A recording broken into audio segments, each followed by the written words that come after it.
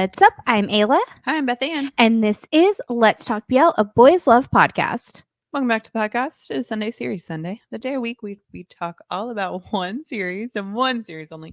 Chock full of spoilers. So, if you've not watched the series, There are so many spoilers to be had, and I do think you should watch this series. Honestly, it's an undertaking. yes. I had to binge most of this because I only watched 2 of the stories live. Right. And it is a massive binging undertaking. It's a but ride. It's worth it. I remember when this series first got announced and we were like, what is this? What is We were it? like, how is this going to work? We were like, how's it going to work? What tell us what it is in the first place. Like, Right. we had no idea. Was it a competition show? Right. Because they Was showed us it- all the stories all at once, and we were like, They had like a casting call, kind of. right. No, the way they did the press conference, it was as though it was like, it was weird. It was like they were breaking the fourth wall, and it seemed like it was going to be a competition show. But then it was like a scripted show, and it was all in Thai, so nothing was translated. So we just kept yelling into the void, please someone tell us what's happening here. And all of the people associated with it just kept like liking our tweets and like liking our stories, but nobody ever told us like how it was gonna work. It was insane. As an international Truly. fan, you just go along for the ride. I have never felt that Bam Bam meme of like, I'm sorry, but I'm a foreigner more deeply. In fact, I think I posted it back when it first got announced. Yeah. Y'all, we're talking War of Why. Oh my god. There's so much here. Like, it's so serious. It's so like there's so much to talk about serious, here. But it's satire, but it's like based on a true story. They're all based on true stories. And these are real things that happen in the entertainment industry. I mean, it happens here in the West too. Right. It happens So here's what I want to preface this series Sunday with before we get into all of the stuff and talking about all the stories and the nuts and bolts and all the everything. Tell us. This is real. These things happen. Based on a true story. These stories are legitimately based on true stories, legitimately based on real experiences. We know that these experiences happen. We have all seen when these things have come out in the Thai entertainment industry. We have all seen when things like this have come out in the Western entertainment industry. Yes. We see these things happen in every entertainment industry around the world, and the Thai entertainment industry is no different. These things are real. Yeah. These things happen. This is serious. What we're going to be talking about in this series Sunday are the stories themselves and the actors and the way they played them and what happened within the show as though it is a show, because it is. Because we're not going to assume that these things have actually, for example, happened to Mark Poom, because when we get into that story, Mark Poom was in this in real life, right? Yeah, like, this is very true to his real life. And so we're not going to assume that these things are his real experience. So we're going into this understanding, and we want everyone to know. We should have like a preface like they do at the beginning of all these series, where it's like, this is based on real events, but these are fictional characters, and if there are any coincidences that whatever. We're gonna talk about the fictional characters and their experiences and talk about how it's fictional, because it is for these actors. And I think that that's what makes this complicated, is that these are people that are legitimately in the industry, and like, could they have had these experiences? Certainly, or know someone who we don't know, and we don't want to make those assumptions about them. So we're going into this talking about the stories as though they are stories, and the characters as though they are characters, understanding these are very real things that happen. So that's my preface. That's my like disclaimer, warning, PSA. There's enough behind the scenes content and out of series content where they actually do talk about these storylines, and they talk about the show, and they talk about experiences. And we even in some of our interviews, especially with Gung and Korn, I was like, have you had any real experiences like this? Right. And we brought up with Mark Poom, even we were like, Cute Boy Thailand is this. So right? They do talk about that, but take it from the actors. We are not speaking to their personal lives. We're speaking to we are not experts on their personal experiences at all. We do not know anything about their personal experiences. Talking about a show and characters. Talking about the show, the stories, and the characters as they have been fictionalized for War of Why. Okay, so let's get into the nuts and bolts. It is 20 episodes. Which is why it's a binging undertaking. Because there are 4 storylines. And you absolutely need to pay attention to every single episode. This is not a let me just watch it in the background kind of show. There's a lot. It is on AIS YouTube behind a paywall or on Gaga Ooh La La. Yes. It was put out by Copy A Bangkok, which was Why Destiny, and a bunch of other Copy A, I feel like, has put out some interesting compilation stuff, right? Why Destiny was a compilation. This is kind of a compilation with a lot of the same actors and people. And they use a lot of actors. Well, and Copy A, for example, was like, the people behind Copy A are a part of a lot of everyone's favorite BLs, and everyone's favorite just like entertainment in general. So right, like the folks behind Copy A were a part of the behind the scenes of Cute Boy Thailand, for example. Yeah. Right. And like the director or the guy who owns / directs / writes for / produces, not sure what his actual title at Copy A is, also directed. He's directing Bed Friends, but he directed something else that we watched and we were like, oh my god, it's him. So many things. He's like a director of lots of things that you like. Anyways, Copy A has a deep hand in the entertainment industry. Yes. Okay, it has an interesting synopsis, so we'll do the kind of overall synopsis and then story by story There's going to be so much synopsis voice in this episode. Yes. So much synopsis voice. Yes. Okay. Real war is not weapons, but people. This is a representation of the feeling of a war raging with cunning, resentment, and betrayal. War of Why is divided into 4 stories about struggles within the entertainment industry. Dun, dun, dun. Dun, dun, dun, dun, dun. Okay, so the first one stars Sang as Pan and Billy as Not. Yes, and so story 1 is New Ship. If you're having trouble remembering which order they went in, which I definitely did, even as it was airing live, I was like, what are we on? Because I wasn't like looking at it as though they went in order. I was going by like ship, so like it was hard for me to remember. I will say that's one thing that was kind of confusing about War of Why is that overall, for what it was, I was shocked at how not confusing it was. Yeah. Honestly, it was not confusing at all as a viewer. What was confusing for me was trying to keep it in order. Because like I was going off it based on ship, right? Like I knew Billy and Sang had a story, but I like couldn't remember which order they went in. Gotcha. And I even I watched the Why Idol one live while it was airing, and I like couldn't remember what number we were on. Like even when they were airing, I was like, I don't know, what number are we on? Yeah. Yeah, if you watch them in order, the first chunk is very separate from the second chunk. So the first 2 are connected and the second 2 are connected. Yes. So if you kind of think of them in like 2 halves, it's a lot easier. And so I will say I had the luxury of I watched the second 2 live. Like those are the ones that I watched live just because of like my own personal biases. So yeah, the first story is Billy Sang and it's the New Ship. So synopsis for story 1, New Ship, Billy and Sang. Before the ship, it wasn't easy, but this new era is even harder. Dun, dun, dun, dun, dun. I actually feel like that's a solid synopsis for what this was. Yeah. I was excited going into this because it was fresh off of Secret Crush on You. Yeah, it was right after Secret Crush on You. And Billy and Sang played such interesting dynamic characters, especially Sang in Secret Crush on You. Yeah, well, Sang in this. So I was excited to just see him act again. Yeah. Like, I will say there are some boys that I like I think for everybody, you like their ship more than you like their acting. But for a lot of boys, I'm like, I just want to see them act again. I want to see them take on characters. Sang wasn't my favorite in Secret Crush on You. I loved Sang in War of Why. Yeah, he was the epitome. He was the epitome of he's just going through something. Yeah. You look up he's just going through something in the dictionary, Sang's face will be right there. Yeah. Like, he killed this character. Like he did such justice to like the emotions and the like.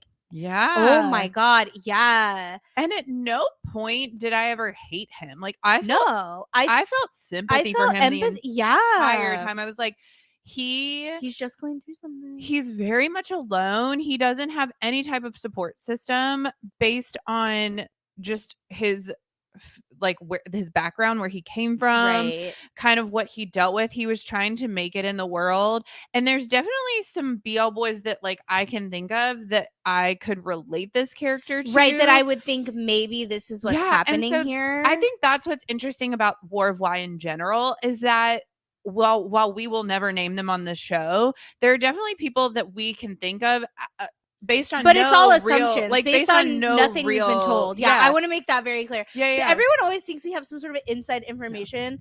No.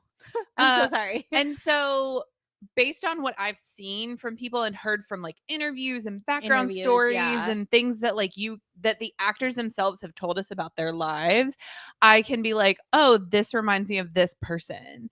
Yeah, and so I think that's what this story, this one and Why Idol were the two that I watched and I was like, this feels particularly real. Yeah. Like New Ship felt so real. Maybe because I had just watched an interview with an actor that I really like. That was like a deep dive interview that like I just had never seen this person do that kind of interview before. Yeah. Like I hadn't watched it. Like I'm sure he's done them before, but it was my first time watching him do one of those interviews. Yeah. And I was like, oh my God, I think this was probably his experience. I have no way to know. It's somebody we've never even interviewed. So like I've never even met this person. Yeah. But like I was like, oh my God, like this really feels like this could have been like based on what he said in that interview, based on like his experience and like the things that he was saying in that.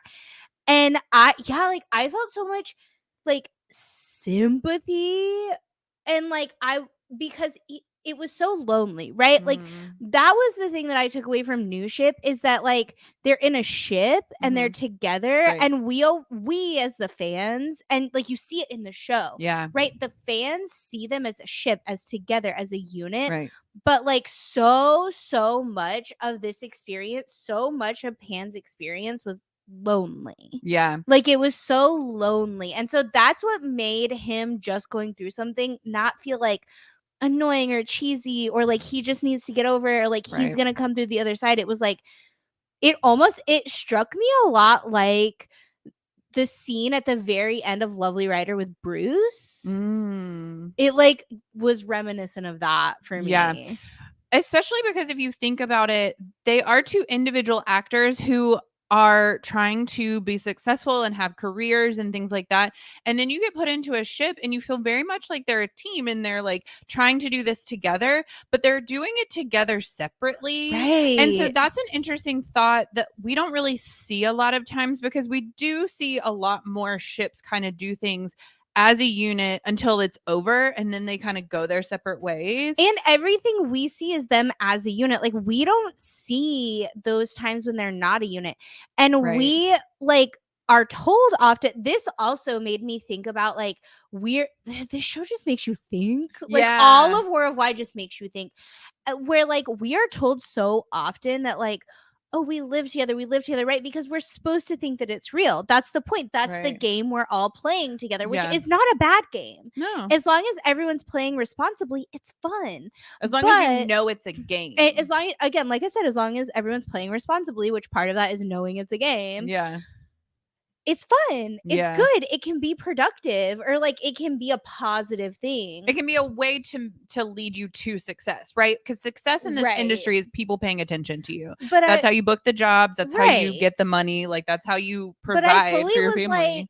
Like, a lot of these boys that we're told like they live together, and like we think like, oh, like they're talking one-on-one and they're living their lives like a couple. Like they're not, right? Like that potentially is not real. Yeah, like they act like a couple in front of a screen. Like whenever we see them, the camera turns off on and it's screen. Yeah. Unless they're like actual friends, which we've seen a lot lately, that these boys are friends and then they get cast in a show together. But even then their friend relationship is still a separate and different thing. Right. But they're spending a lot more time together outside of work than what like this situation I think was interesting, because there was a component to Not and Pan that was beyond the ship and beyond a work thing. Right. But at some point, it got really messy for them because Sang's character Pan, right, was not able to trust Not. Because how could you? Right, Right? because, Like, that's I was even watching for it and the I was like, how could actor, he? right? Because even for the actor, he's like, I don't know exactly, because after the moment where Not gets that contract with that TV Right. company, he's like, oh, I really can't trust you because, like, we're both individuals on our own, and, like, Because at the end of the day, like, Not's the whole point was for Not to be successful. right? Like, Not had no stake in the game for Pan before he met Pan, right? Like, he had Right. no loyalty to, and why would he, right? Like, Right. that was the other thing about this is, like, you can't really be mad at Not either. It's kind of No. like how, like, I watched I Told Sunset About You, and I was like, I can't be upset at either of them. Right. And that's how I felt about this one is like, I was like, I can't be upset at Not, even though I should be. Right. I can't, because he doesn't owe that. I was going to say, what to was your him. thought about Not throughout the whole show? Because at some point I expected him to be like a bad guy, and at no point was he a bad guy. Like, he genuinely cared for Pan in as much as he could care for And Pan. as much as you could expect him Yeah. to, for the amount of time that they had known each other. Like, And the, like, he legitimately wanted to almost like be a friends with benefits with him. right. But it's made more complex and complicated because there is a work component. The work component, yeah. And so it's an interesting dynamic where it's like, we can be friends with benefits and not want to be in an actual relationship and, like, be hooking up on screen and be hooking up behind the screen, but we actually have to communicate in these moments to be like, hey, I am up for this job. Like, maybe that was part of it. Like, if they had communicated more, if Not was like, hey, I'm being considered for this too. Because I think Pan just had no clue that Not was being considered but, for like, it. I never thought he owed that to him. I guess that's where I'm coming from. Or when I was watching it, I would, so with Billy saying, like, just my internal bias is like, I like Billy. I like Billy. And so, like, I was probably always going to be predisposed to, like, give his character the benefit of the doubt because I like Billy. But also you see Pan going through, like, the sponsor thing and, like, dealing with that. And so I had a lot of empathy and sympathy for Pan throughout the entire time. But again, like, I genuinely never felt like either of them were the bad guy. And I never felt like either of them, but especially Not, like, he didn't really owe Pan anything. No. And so, like, I mean, could he have handled it better? Could Pan have even handled himself better? Probably. But, like, I don't think that either of them did anything wrong, actually. No. Like, I definitely had more sympathy for Pan at the end of the day, but it was a messy situation. I was never, like, upset with Not. No. I wasn't either. I had no bias towards either one of them. I think I had different expectations for each of them and what their characters could possibly do better or differently. But yeah, at the end of the day, like, I never leaned one towards the other. It was like they're having very different experiences. Yeah. Now that I think about it, if you, like, were to ask me to pick a side, like, if somebody were to ask me to pick a side, I think I would pick Not's side, because I really don't, like, I feel like in some of the cases, Pan kind of was holding him to, like, an like to unfair expectations almost, right? Like, or like scapegoating him a little bit. Like, I tend to stick up for the person that I feel like is being misunderstood. And I feel like potentially, like, I didn't feel this way when I was watching it, but, like, if you felt like a side needed to be taken, I felt like potentially, like, Not didn't mean any wrong ever with any of his actions. Like, I don't think he was being malicious ever. Right. And so I think that, like, any perception of him being a bad guy was, like, a misunderstanding, and, like, it would be really hard for, like, I would defend him. Like, I would defend him and I would say, no, like, he really didn't mean it that way. Like, genuinely, this is a misunderstanding. So, like, if I was defending one of them, I think I'd defend Not. Do you know what it makes me think? It makes me think of just in general, when you have two people that are trying to go on the same path and one of them are just going to have a harder time.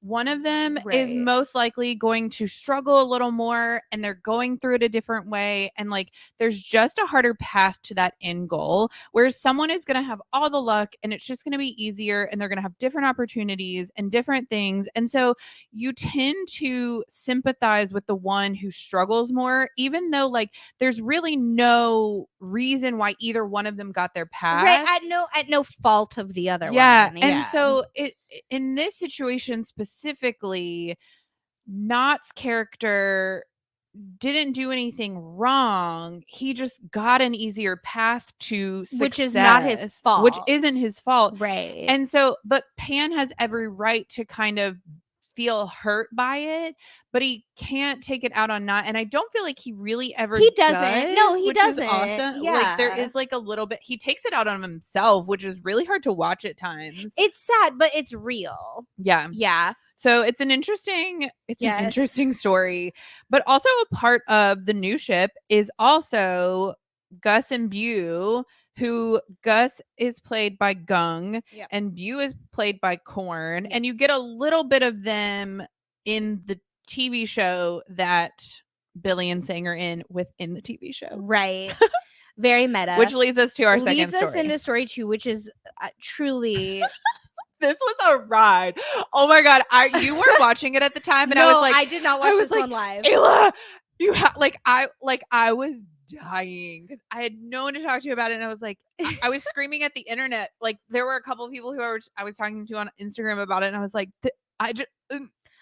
truly this, oh my God. Like this might be my favorite storyline. I watched a couple of clips before we interviewed Gung and Korn because I purposely saved this to binge. Like I did that on purpose. It wasn't that I wasn't interested in it. Like I was always going to watch it. I just am a binger and like I wanted to save it to binge. And so I did watch some clips so that I had an idea of like what, you know, and even then I was like, am I misunderstanding this? No. Okay. So story 2 is War of Managers. Synopsis. The story of a shipped couple who are privately a real couple. Managers and drama clash until the couple is forced to separate.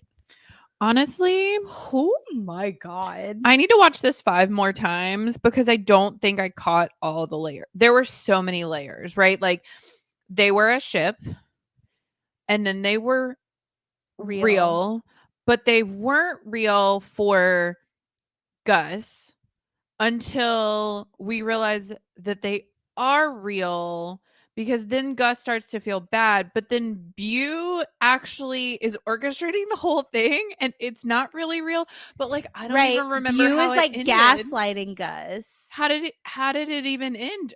Were they together? They're not. No, they're not real. In the end, they're not real. This is like this. Truly, it was like the epitome of like when you see people on TikTok arguing over like so and so real or not real. Like this is like what Mew said in this recent interview where he like was like, I had to tell my significant other that like I was in an imaginary couple, and everyone's like.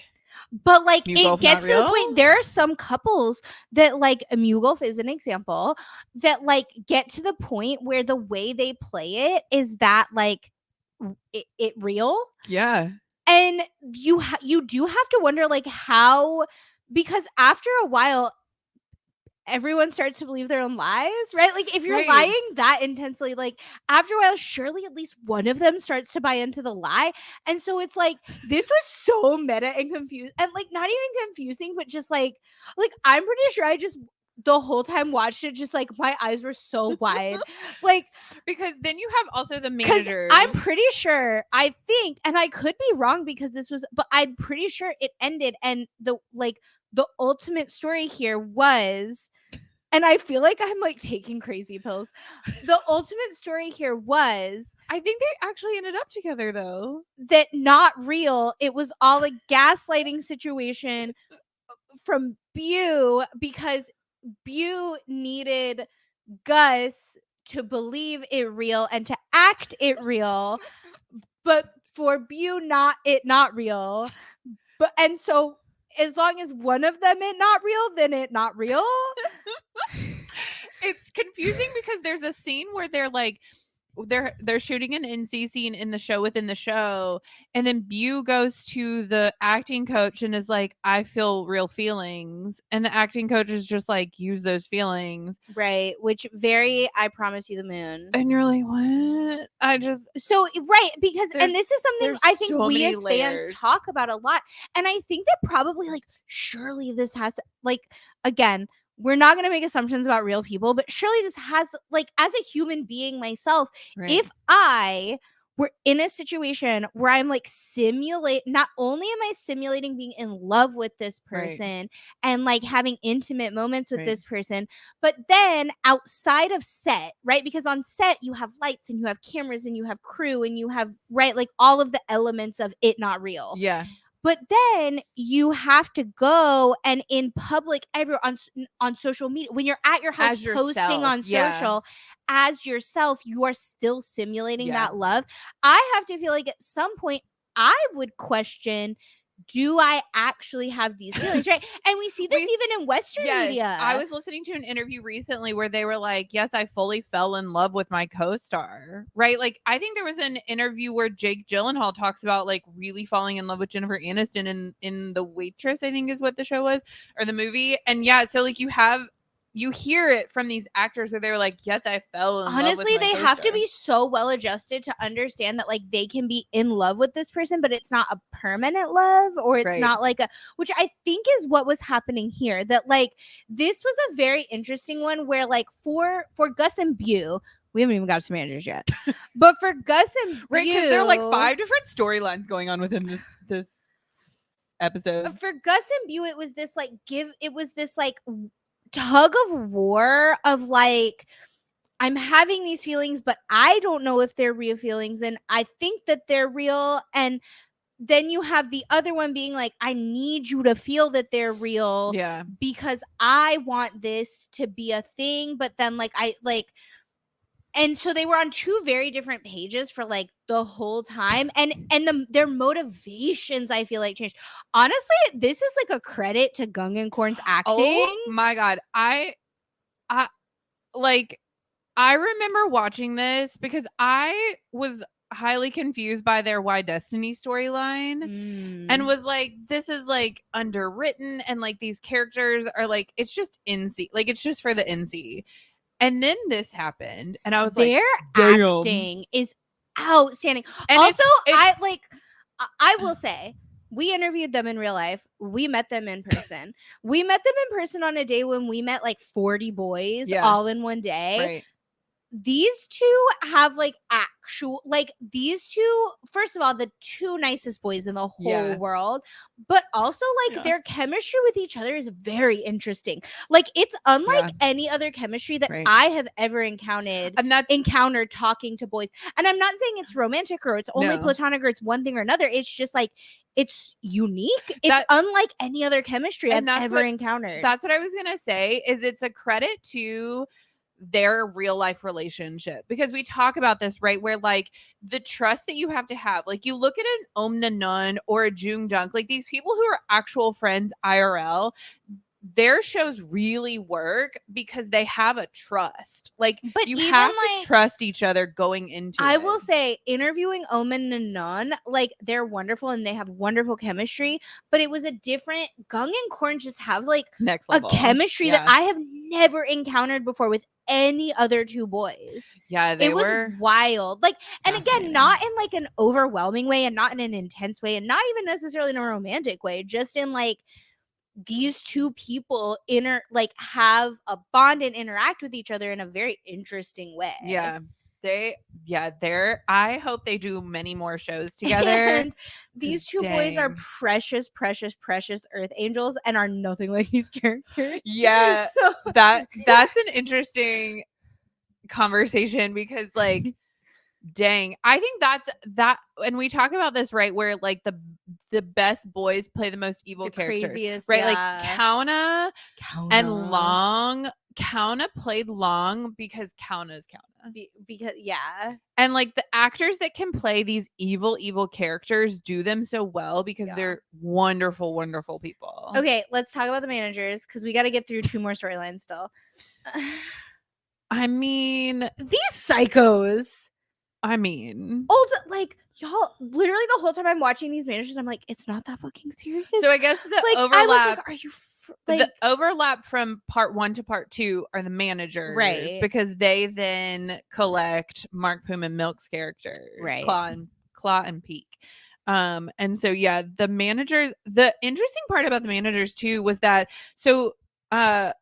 Gus's Bu's manager doesn't even get a name. She doesn't have a name in this show because he calls her mom the whole time. I don't remember any of the managers' names. They have names. Some of them have names. Yeah. So Gus's manager is called Lookplaw, apparently, per my drama list. Cute. And then Bu's manager doesn't even get a name because he calls her mom the whole time. Maybe she does have a name at some point, but their dynamic is interesting, and it again shows you that, like, honestly, I was watching it and I was like, it is not that I was like, y'all need to take it down a damn notch. But I think that's the interesting dynamic of these managers, right? We see it with these studio heads and managers who manage these boys, because especially in BL, you have this person who collects 1 or 2 or 3 of these boys, right? And then living the dream. And then they and then they manage them.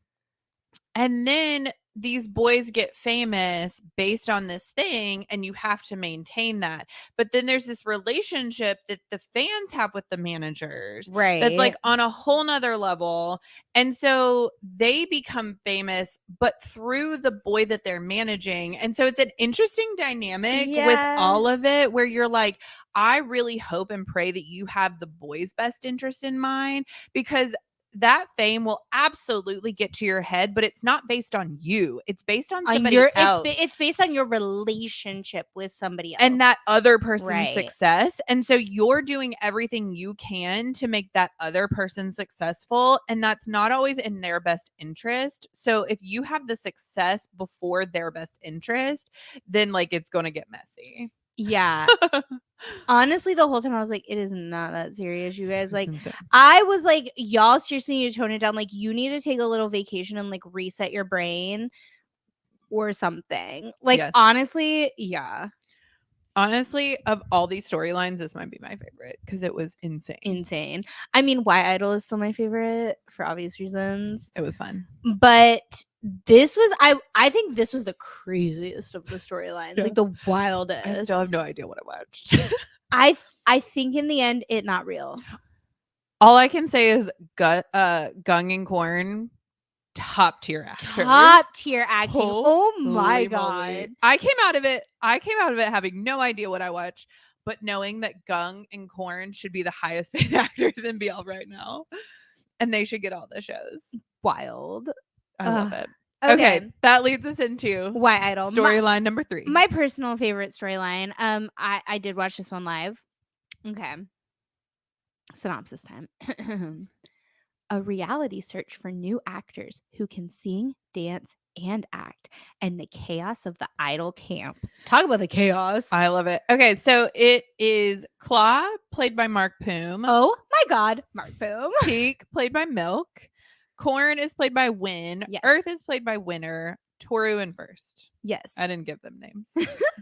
So Toru is most and Achi right, they're is Most first. and Achi, but like we get a taste of them. It's like I feel like they threw Most and Achi into Why Idol to like remind people, hey, Toru First is coming. Yeah. Like I feel like they were like, don't forget, like don't tune out, like Toru First is coming, because honestly, so many people were like, I'm Toru buying First. into War of Why for Toru First. Like that's what I'm waiting for. But honestly, Toru First were probably the least the storyline that like I was like, cool, this was an awesome story, but like I loved every single storyline for very different reasons. I mean, I have such a we'll get to that storyline. Yeah. Okay, Why Idol? Oh my god. Okay, I was so excited for this one because I love competition shows. I love them. Also, Cute Boy Thailand. I love Cute Boy Thailand. And Mark Poom, of course, was on Cute Boy Thailand. If you haven't watched Cute Boy Thailand, what are you doing?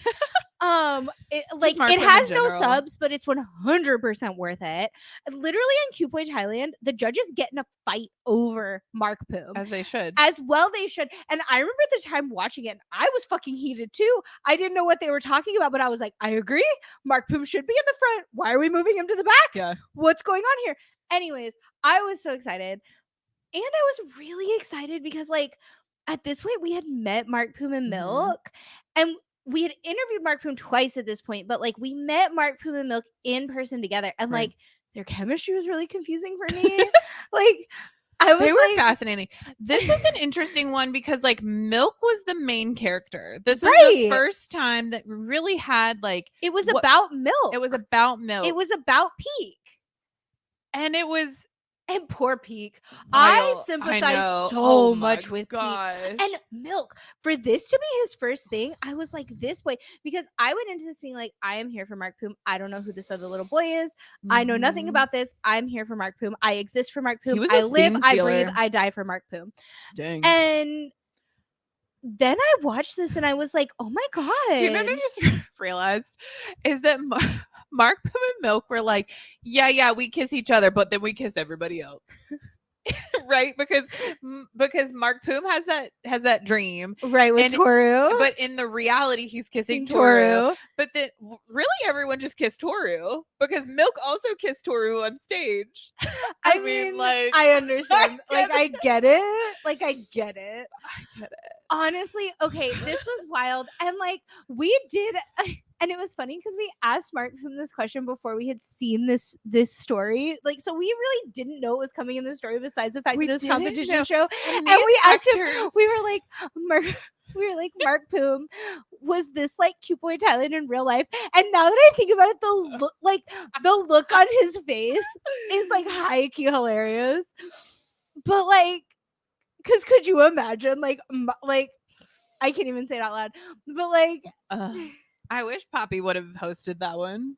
Truly. Oh, and Poppy, that was another reason this was my favorite because I'm obsessed with also that time when Poppy, like, there's a scene in this storyline where Poppy like shows his abs. He's like, oh, you mean like this? Yes. And I'm like, this was gratuitous. There was no reason to have this conversation. Like, this was the most useless conversation in the whole show.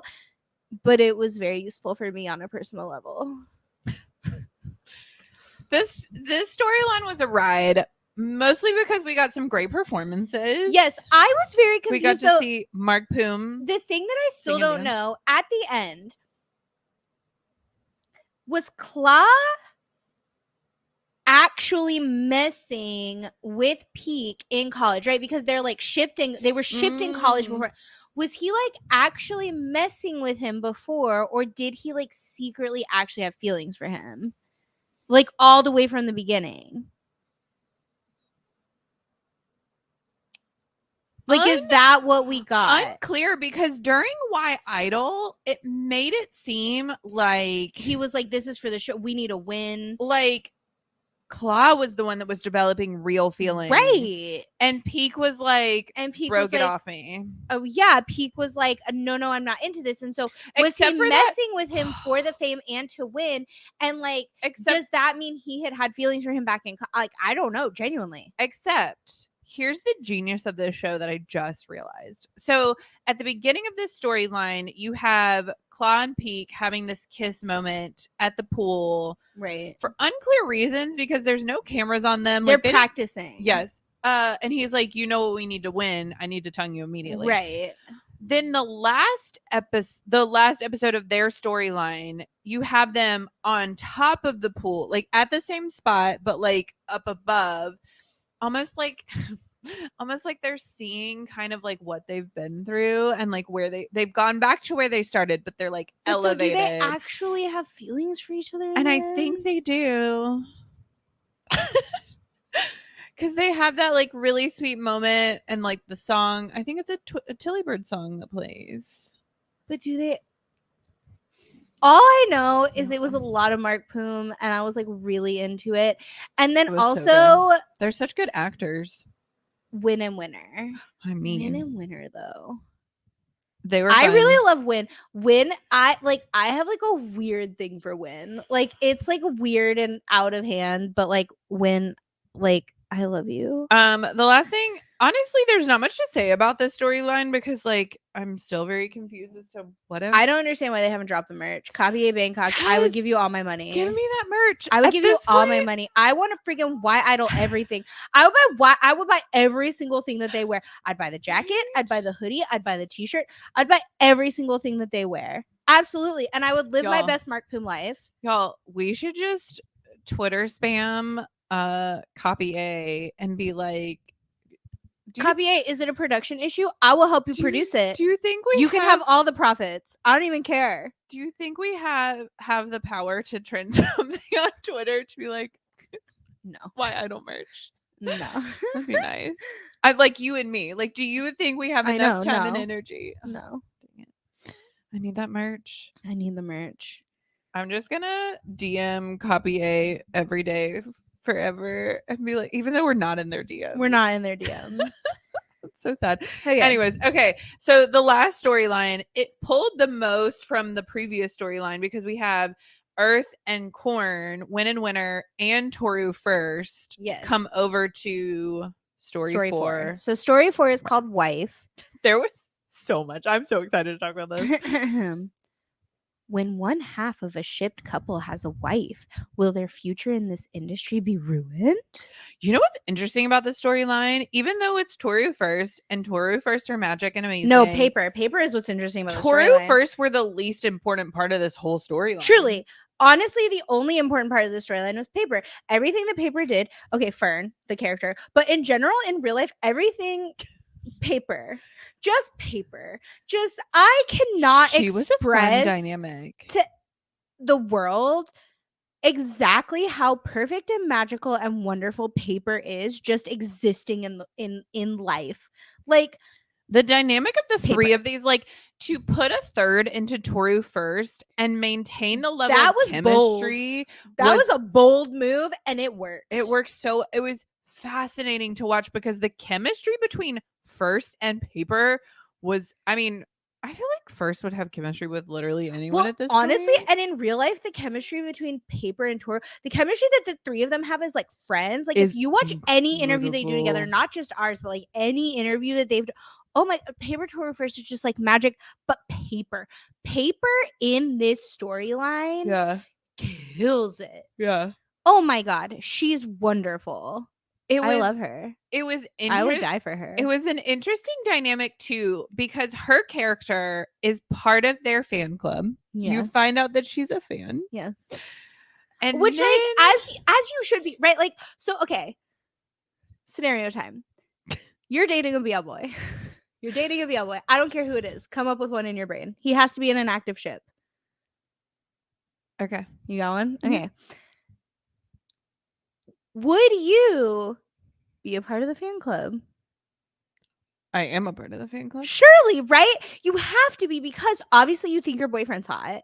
Obviously, you want your boyfriend to be successful. Obviously, everything about this scenario has got to be appealing to you. I mean, we joke about that with your husband, right? Like, we talk about his relationship with his best guy friend. Right. And so it happens in real life where you see two guys being like super affectionate, especially like married men a lot of times because they're like in a relationship already. Like, even if they're like super solid and secure in their sexuality, the security of being married adds another layer because they're like, I'm gonna go home and bang my wife. So like it's not that gay. Like we can be a little more gay, right? Like I have seen that men in relationships tend to be very affectionate with other men because they're like, I've already shown you I sleep with a girl. But right? like from Fern's perspective. Right? Like it's of course you're in the family. Like of course you are. Of course, because again, obviously you think your boyfriend's hot. Obviously, right? You're dating him. We've talked about this before. And in the comments, please tell us what your thoughts and feelings are about this. That how do you look at BL couples? Do you look at a BL couple and think, oh my gosh, I hope they're banging. Oh my gosh, I want them to be together. The question, are you like, I want to be that one's best friend and I want to bang that one. Right. And I want to be in a relationship with that. Or maybe not even be in a relationship. I just want to like, right? Like, what is the appeal of the BL couple? Do you just like watching them interact and like it's fun and cute, but then ultimately it's like you want to be in that scenario with them? Because I think, or is it that you like the Or idea you wanna of be in the them middle of being them. in the scenario? Or right, like I need a throuple next time. But here's the interesting part is that for me, I feel like I've seen most of the time Thai fans are like, I want them to be banging. I want them to be together. Whereas Western fans are like, I wanna be with one of them and I want to be best friends with one of them. Or I Mad want to bang respect to both of them. Singaporean fans, by the way, because recently all of our boys have been going to Singapore. Yes. And so I have been exposed for the first time, not for the first time, but like on a like over and over and over again to Singaporean fans. Mad respect to Singaporean fans, because I've noticed what they tend to do is like team up and like there'll be like two friends and they each pick a boy. Okay. And they're like yeah, we like them as a BL couple, like they're cute, or at least their behavior it suggests to me that they're like yeah, we like them as a BL couple, we like the show, we like watching them like together and all of this business, but like Moss marry me, Bank marry me, right? Like that's the one that comes to my. It's like it's these two girls who like clearly are friends, and they did a TikTok where they showed them like making the signs and stuff. It's very cute. I'm obsessed with these girls, like because like they've teamed up and they're like, I'm gonna hunt that one and you hunt that one, and like we're a team, and so like there's no animosity here, and like we like them together, and like look, it's my and your, and then we all share. I mean like, that's the dream, right? Is that like your significant other is best friends with your best friend's significant other, right? And so like it's really fun to like do things together. I just think it's so funny because it's something that I haven't really seen like Western fans do, and it's also not something that I've seen Thai fans do. And so I feel like it's very, because I've also seen recently, because again all our boys have been going to Singapore lately, like similar scenarios happen, not just with Moss and Bank but like other, and I'm like it seems very uniquely Singaporean. That's and I really love it. Like I think it's wonderful. Oh, that's amazing. Yeah, so this storyline had a lot of components. So we had Corn and Earth being a real couple, right? Which was funny because like when you figure it out, because they start making out in front of the pool, you're like, wait, I'm super here for it, because again I have a bad for Win. You're like, are they because they're in the show, but then you're like, no, because when Toru and First come in, they realize like, oh, those boys are making out and they're not supposed to be, right? Because we've found out that like they've signed contracts that they can't be in relationships even with each other, right? And so there's like a lot happening, and you're like, what? And then, I love that Win and Winner, Corn and Earth, are in a real life relationship, because we don't really get to know their characters. Like they're just kind of funny, like slapstick characters, kind of. And so like the fact that like this show is so freaking meta that like there's even like a fifth storyline going on that we didn't even get to see. Just like, I just love the idea that during Y Idol they were so bored that they were like, you want to make out? Yeah, you want to make out? Let's do it. Nobody, not even so bored, they fell in love with each other's slapstick. Nobody's paying attention to them, so like they're the actual couple that like people want, but like it truly blows my mind that there's like a fifth storyline that happened within War of Y that we didn't even get to see. Here's the other revelation during this storyline is that Achi has some kind of trauma that he experienced. Yes. From unclear where. We don't really get the whole revelation, but it's Max Nat and Net James playing bullying him, Max Nat and Net James, right? Like they encounter Net James and they call them Net James right now. And during that first scene that they're trying to shoot for Sing Swim, I forget the show. Achi is having PTSD flashbacks to these boys bullying him, like beating him up physically. I until this very moment forgot about Nat the bully. I remember that so well because they were like, Max Nat is bullying him. Honestly, it is Max truly Nat. the most ridiculous thing I've like. It makes Max Nat. So I honestly like this is why this might be my favorite. No, it's not Y Idol's still my favorite, but like this is definitely my second favorite because like. Max Nat Could you imagine? Listen, I could imagine Max being a bully. Actually, I mean, not. He's very soft, or at least what we see is soft. I don't know. Maybe he is beating people up on the side. Maybe he and Nat are like they're like Danny DeVito and Arnold Schwarzenegger and twins. It's like Nat. But here's the thing. Maybe in real life, Max and Nat really do just like go around bullying people. They're like this little like tough duo. I don't know. I think honestly, I could see Nat bullying Max because Nat is this like rich kid, right? Like, oh, right. He's Yeah. very wealthy and he like wanted to make his own money and he like bullies Max to like do the ship work and like do the shows because he's like people like Nat is like Nat is strong arming the entire Yes. BL industry. He's the sugar baby to Max. I just love the idea of Nat strong arming the entire BL industry. Oh my god. Oh gosh, that was. Who do you think are okay? So again, based on a real story, whatever. And like again, we're not going to speculate about the actual people in the show, but every industry, every group, every industry, every workplace has a bully.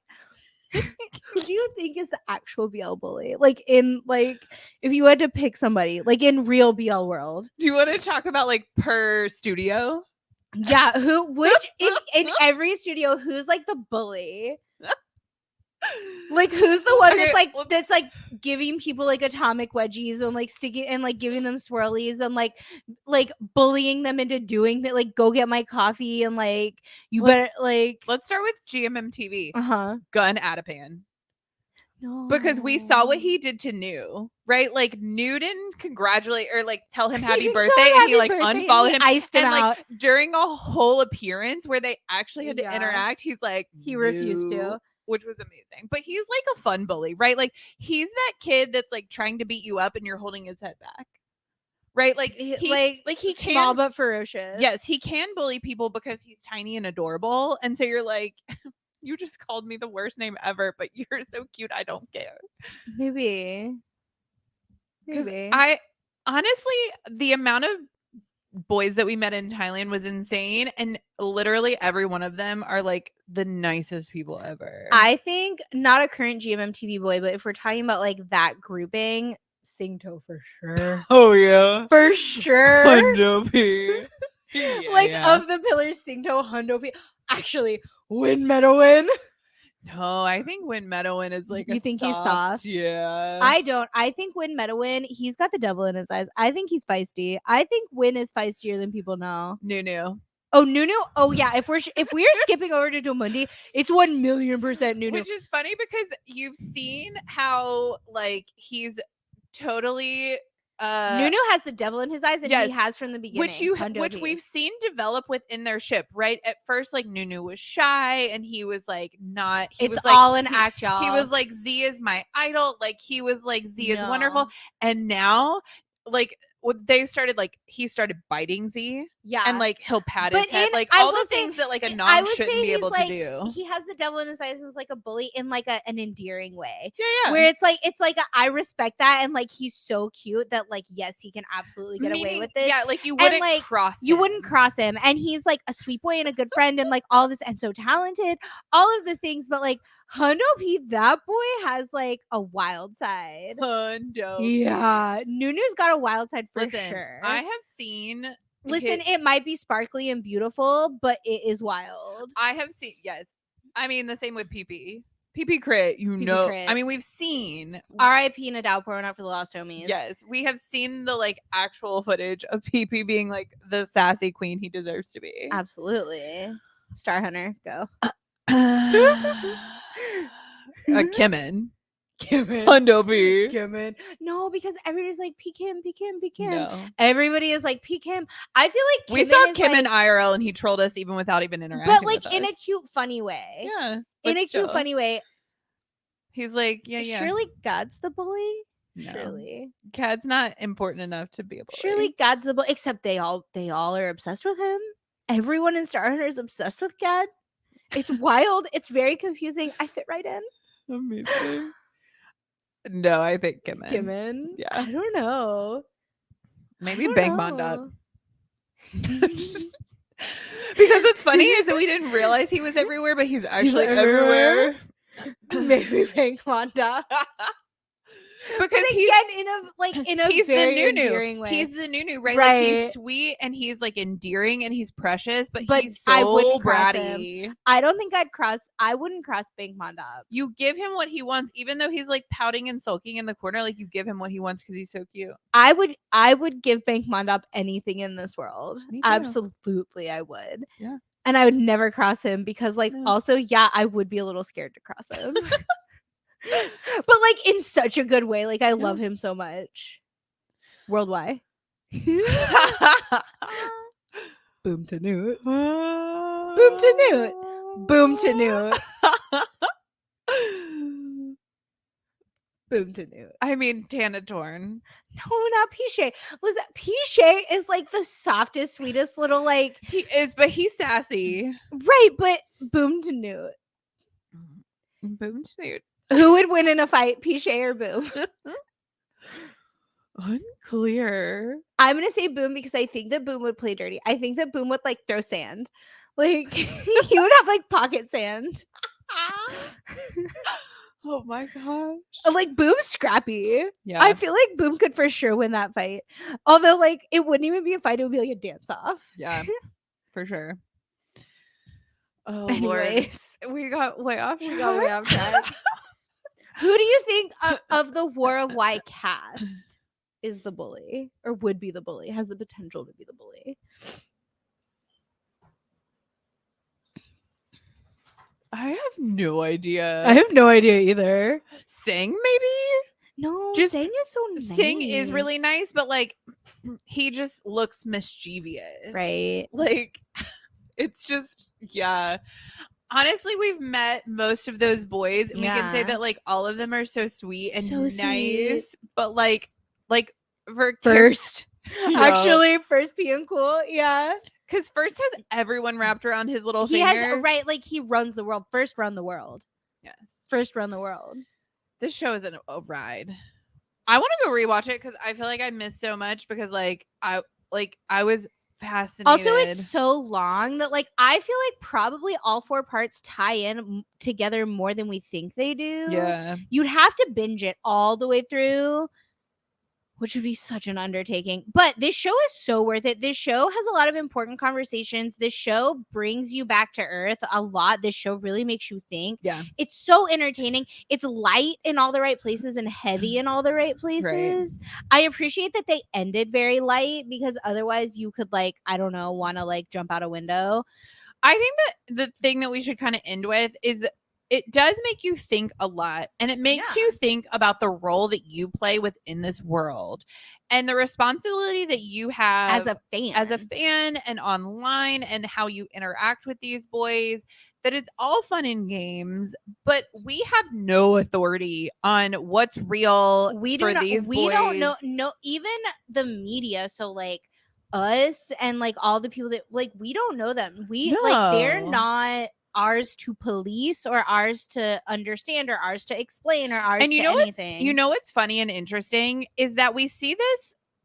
I'm going to give the example of Meghan Markle, for example, right? When she got married to Prince Harry, my brain, you saw her dad come out, right? And her sister. Yes. Somebody who should have authority in her life was telling you all these things. And because they should have authority, you kind of start to believe them. But honestly, if somebody's talking about someone in such an intimate way publicly without the that endorsement, means there's no real relationship there. And so if we were to know anything, or if anyone close to these boys were to know anything, and they start talking about it on the internet, they don't know anything. And they're not good also people. Assumptions about actors and companies and any of this are a very dangerous game to play for all of our parts, right? We can have fun and we can speculate and we can write, but with the understanding that these are speculations. We don't know. We are not Ty. We do not work in this industry. No. We are not none of us have this kind of authority to be speaking as though these are facts. I mean, look at Mugolf. Like, right. Mugolf was Mugolf. Like, I got into BL and was like obsessed with Mugolf. And honestly, like, I enjoy consuming this media. And I'm like, maybe they are, maybe they aren't. Like, I've never been one to be like, they have to be. Yeah, like I've never been one, like I think about this in like the real world setting where I'm like, I never like put stock in like whether or not my friends are like dating, right? Like I know like my mom gets really upset when like real people we know get divorced, and I'm like she gets really sad about it. And it's sad when families break up, but I'm like it's not my relationship. Like it's weird to be personally invested in someone else's relationship. Right. And so in this situation, it's the same thing where it's like, I'm whatever. And so it's been interesting to hear Mew talk about it in a very black and white, like, hey guys, this was all imaginary. Like we call ourselves an imaginary couple. We all joke about like Nanon coming out as straight, right? Right. Like, those kinds of things. And like the media are there to perpetuate the like game that we're all playing. So, but here's the thing, if we're all going to play this game together, we have to play by the rules. Right. I will say we can't just make up the rules as we go. If you pay attention, because I've seen this a little bit with the conversation around the whole Mew thing, where people are like, you know, they'll be asked like, you know, are you dating? Are you like, what's the situation? Like, are you more than Pinong? Yeah. And then the actors will usually say, no, but I'm single, right? Like they'll say like, we're more than Pinong. And I've seen people be like, no, Mew always said he was single. And I'm like, so and now it's but like people just like ignore, they're like, he's still single. But then he's like coupling up with Golf and like saying like, we're more than Pinong. And so it's a funny dynamic that like, if you really pay close attention, you'll know that these boys are playing a game, but you tend to like confirmation bias. You tend to ignore. And again, it's fact. Like, as long as we all play by the rules, then it's still a fun, positive game that we're playing, right? Like shipping is, I don't believe that shipping is inherently a bad thing. Mm-hmm. I think that people approach shipping in a negative way and in a toxic way, and that's what makes it bad. Fan service is awesome. But fan service is fun as long as it's fan service is fun. It's what they're being paid to do. It's like a fun game, and they're playing the game too. We're all playing the game. Again, as long as all parties, so like us as fans, the actors, the managers, the companies, as long as everybody plays by the rules, it can be a very positive thing.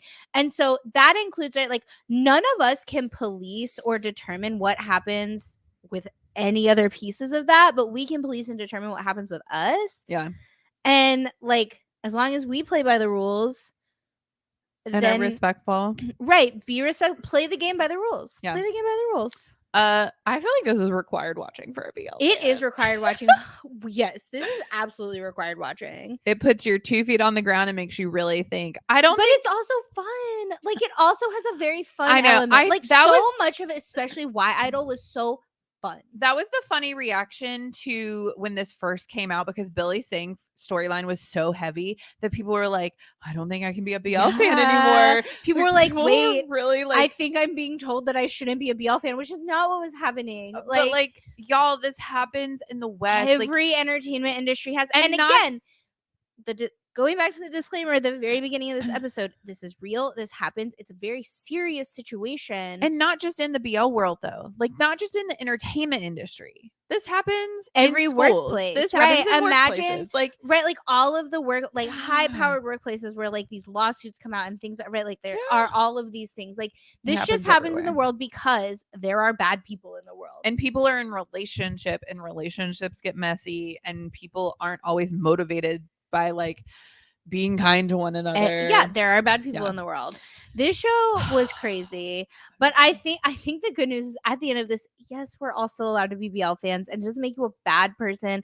And there's not a lot that we can do besides like, I think, acknowledge that like, yes, we know this is real and these stories are real, and like, but we can't arrest them. We can't, and we don't know who is in these situations, and it's almost like irresponsible to make assumptions. And so we just have to hope that this show did what pieces of it were intended to do, which was like call to attention on a more broad basis that this is happening and that's okay to speak out. So the people that can speak out hopefully feel more able to speak out now. Yeah. Do you think that this show and the people involved in this show wanted to make a statement about the industry and wanted things to change? Or do you think they were just like, we want to tell these stories? I think that that's a dangerous assumption to make when it comes to like a piece of art, right? Because ultimately this is somebody else's art, and like the motivation behind what they were doing here, I don't know. Because like art encourages change, right? We've seen it. Yeah. We've seen it in a lot of shows lately where they're talking a lot about marriage equality. And so the Right. hope is that like enough people are saying like it's important that no matter who you love, we have equal rights under the law. And so eventually maybe Here's that'll the thing. change. The more mainstream something becomes and the more almost like ambiguous something becomes because so many people are talking about it, the less scary it is to stand up and speak out. And so I think that yes, on some level, it was like, okay, we're going to tell the story very publicly, all of these different scenarios, so that it becomes so known that this happens on and it happens. It can happen to anyone, and it can happen in any scenario. Right. And so there's no shame in it happening. Like, and so therefore you can come out and say that it's happened to you and nobody's gonna be shocked. Yeah. Nobody's gonna be like, oh my God. Right. And so like I do think that on some level, yes, maybe that was there. I don't know. There's no way for me to know. But like, yeah, I think that the more something is talked about, the more ambiguous it becomes. And so therefore, the less somebody's gonna be shocked when you, as the person that is the victim, comes out and says something about it, which like takes away a layer of fear. Yeah. Because if it's going to be this like crazy thing where all of a sudden the spotlight is on you, and right, because that's scary too. Like that's another piece of it that like makes it even scarier to, right? Like not just the repercussions that might happen, but also like, damn, now I'm gonna have to be in public and talk about this, right? And so like the more ambiguous it becomes, the less shocked people are gonna be, and so like you may feel a little more comfortable to talk about it.